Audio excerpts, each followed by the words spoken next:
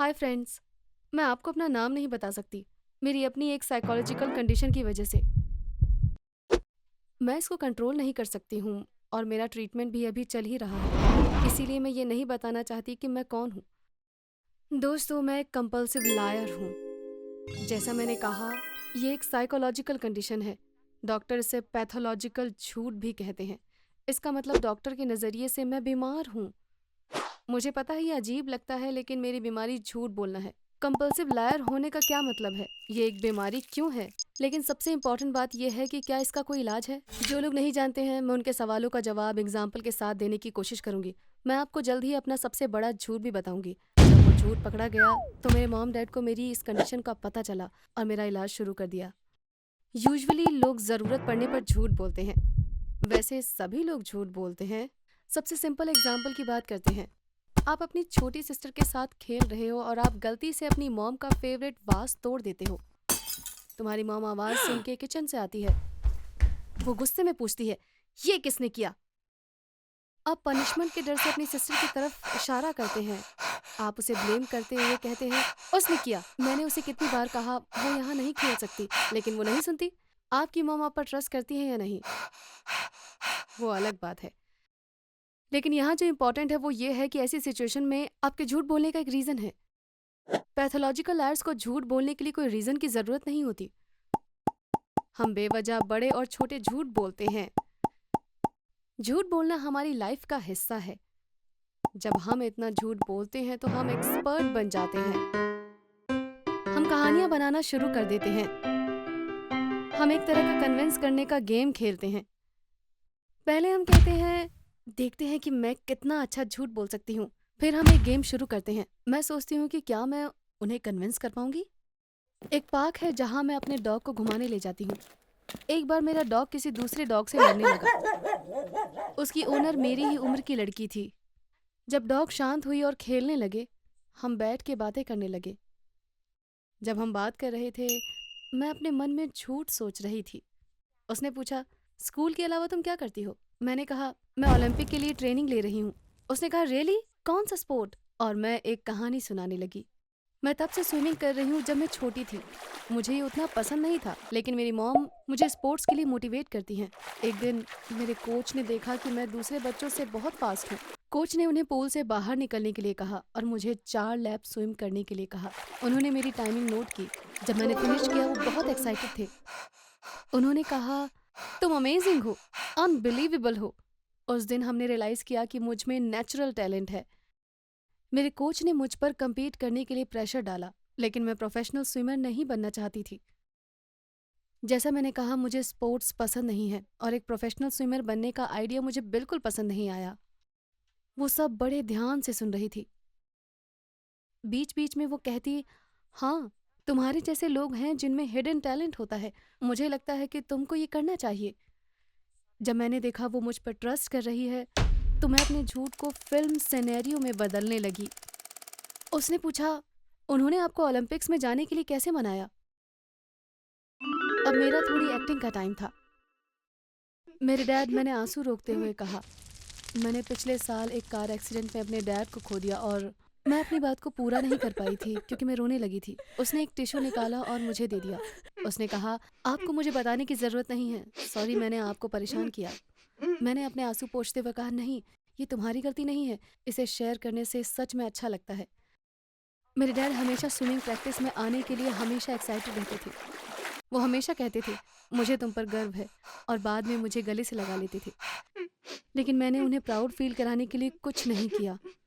अगर मैं compete करती और कुछ जीत जाती तो वो बहुत खुश होते, लेकिन मैंने ऐसा नहीं किया। तो इसलिए अब मैं ओलंपिक्स में जाऊंगी, वर्ल्ड रिकॉर्ड ब्रेक करूंगी और कैमरा में बताऊंगी, ये मेरे डैड के लिए गिफ्ट है। अब मेरी नई फ्रेंड भी रो रही थी। मैं शॉर्ट डिस्टेंस स्विमिंग में अच्छी हूँ। प्रैक्टिस के टाइम मैंने 50 और 100 मीटर फ्री स्टाइल का वर्ल्ड रिकॉर्ड तोड़ा। मैं अपने डैड को एक नहीं बल्कि 2 रिकॉर्ड देने जा रही हूँ।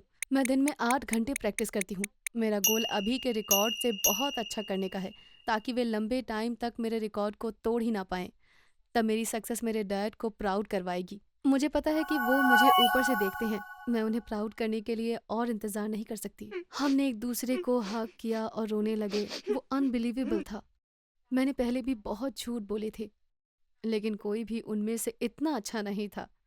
उस रात मुझे जीत के बाद एक जनरल के जैसे खुशी हुई। जब भी मैंने उस बात को अपने दिमाग में सोचा, मैं खुद को और एडमायर करने लगी। फिर भी जब आपकी ये कंडीशन होती है, आप जानते हैं कि आप जो कर रहे हैं वो गलत है, तो आपको केयरफुल रहना होता है। एग्ज़ाम्पल के लिए, मैं अपने दोस्त और फैमिली से बड़े झूठ नहीं बोलती, क्योंकि वो आसानी से उसको पकड़ लेंगे और उनको कन्विंस करना बहुत मुश्किल होगा। लेकिन जैसा मैंने आपको बताया, आप किसी ऐसे इंसान को आसानी से मना सकते हो जिसे आप अभी मिले हैं और आगे कभी नहीं मिलेंगे। मैंने एक बार दोस्तों और फैमिली से झूठ ना बोलने का रूल तोड़ा और मेरी मॉम डैड को मेरी कंडीशन का पता चल गया। अब मैं आपको उस झूठ के बारे में बताने जा रही हूँ। एक वीकेंड में शहर के एक दूसरे पार्ट में अपनी दोस्त के बर्थडे पार्टी में जा रही थी। जब मैं अपने फ़ोन पर मैप देख रही थी, मैं एक आदमी से टकरा गई। वो एक गंजा और दाढ़ी वाला इंसान था। उसने मुझे ऊपर से नीचे देखा। मैंने सॉरी बोला और चलने लगी। जब मैंने पीछे देखा, तो वो मेरा पीछा कर रहा था। यह मुझे ऐसा लगा जब तक वो दूसरी गली में नहीं मुड़ा।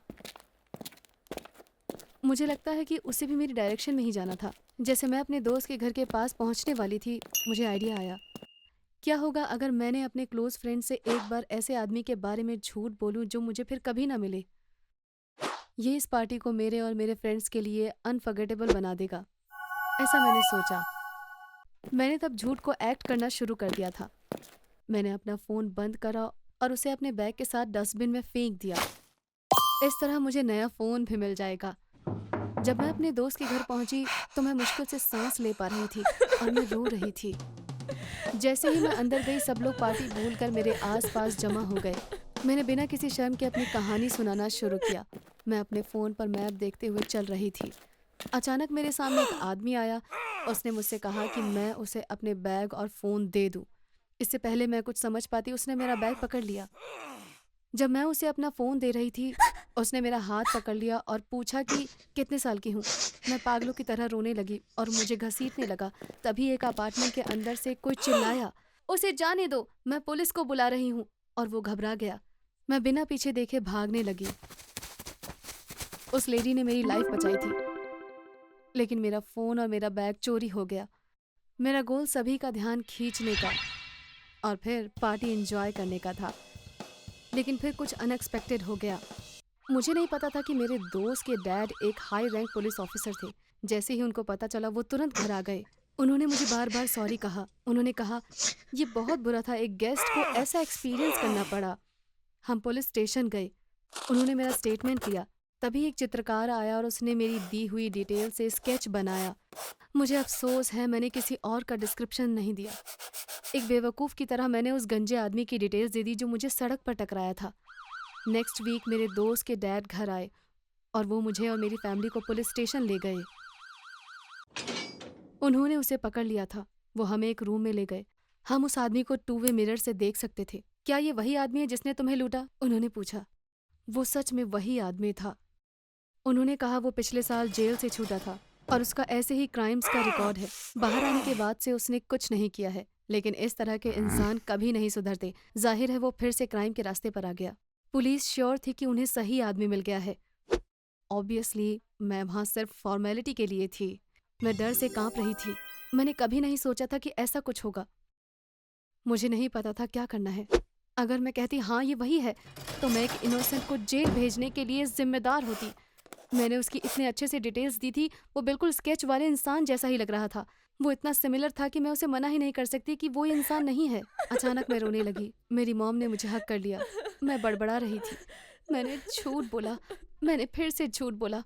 रूम में सभी ने शॉक होकर मुझे देखा। हाँ? मैंने एक्सेप्ट किया। मैंने झूठ बोला था। मुझे ऐसा लग रहा था कि जैसे मैं होश में ही नहीं हूँ। मुझे नहीं लगता कि मैं अपनी ज़िंदगी में इतनी शर्मिंदगी महसूस करूँगी। जब हम घर वापस आए तो मेरे मॉम डैड बहुत दुखी थे। उनकी एक ही बेटी थी, वो भी लायर।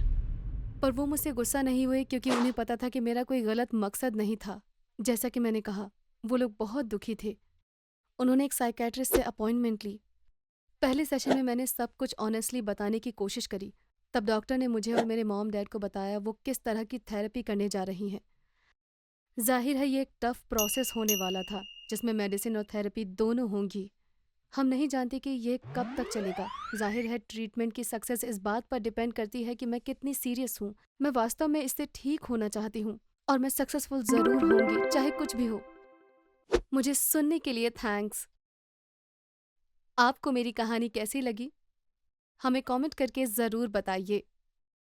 बाय।